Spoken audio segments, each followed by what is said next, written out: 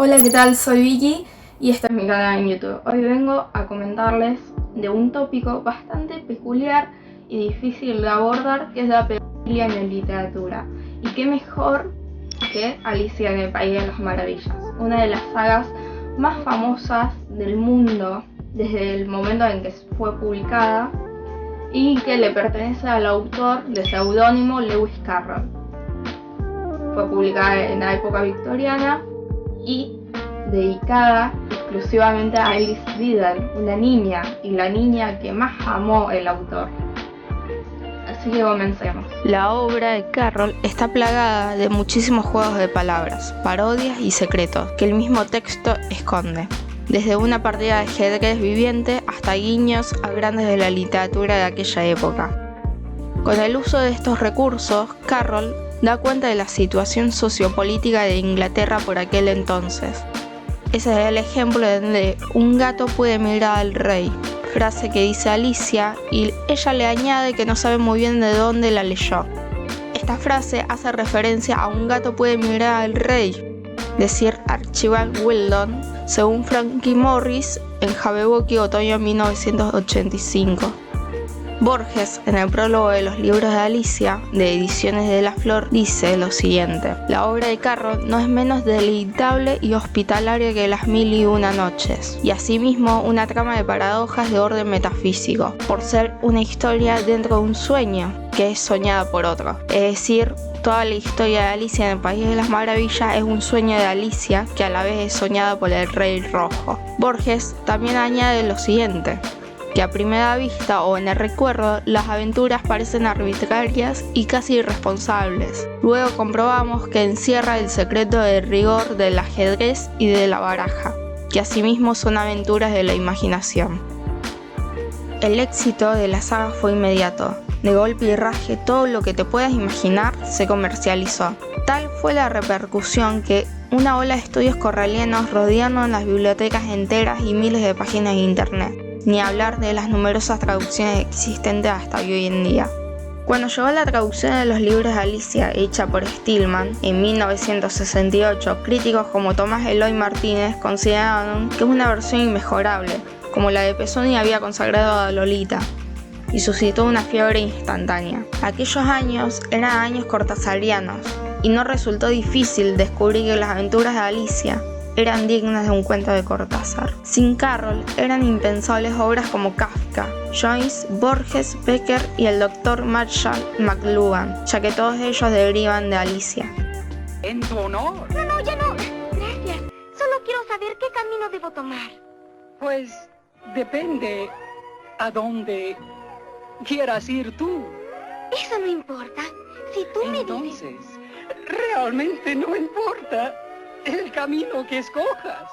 Si nos quedamos con los diálogos icónicos como es ¿qué camino debo tomar?, que mantiene la chica con el gato, no prestaremos atención al trasfondo que esconde la saga y lo mal llamado pedofilia. En la época victoriana, la esperanza de vida era extremadamente corta y las probabilidades de morir por una gripe de verano o tratando de dar a luz a tu primer hijo eran elevadas. Si hoy consideramos joven a alguien de 21 años, por aquel entonces estaríamos hablando de una persona extremadamente mayor. A Carroll le gustaban las matemáticas, la fotografía y las niñas, asunto que nunca ocultó. Lo más representativo de su literatura es que estaba enfocado al público infantil y él lo sabía.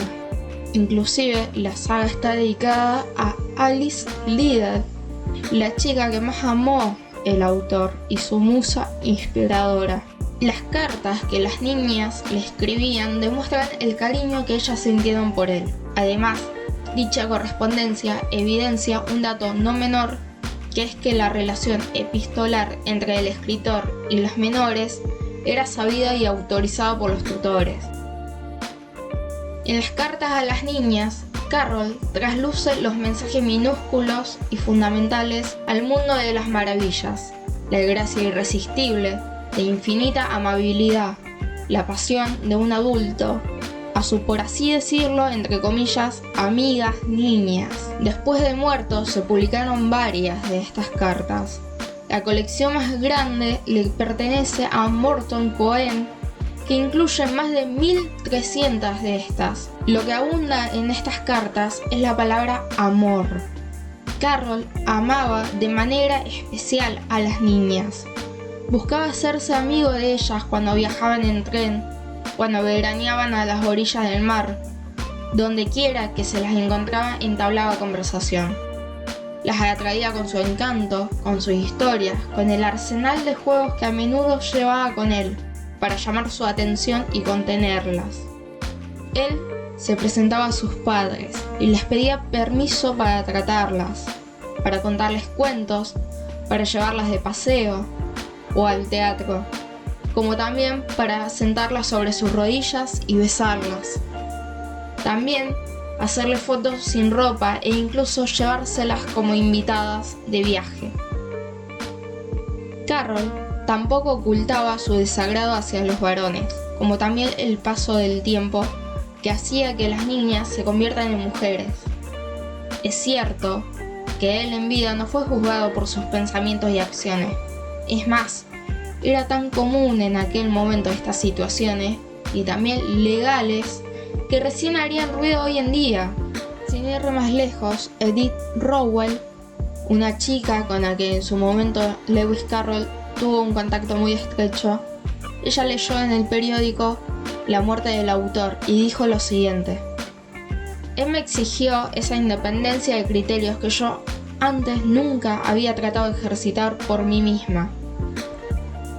En su presencia me sentía a la vez importante y humilde, y gozaba de la gracia conferida a un colegial ignorante por la magnificencia de un hombre a la vez orgulloso y humilde, muy grande y muy bueno.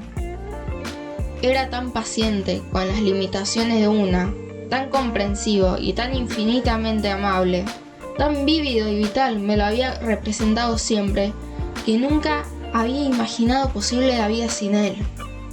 A pesar de los testimonios y lo intachable de su conducta de puertas para afuera, sus diarios, las correspondencias y su personalidad son motivos para juzgarlo en la actualidad.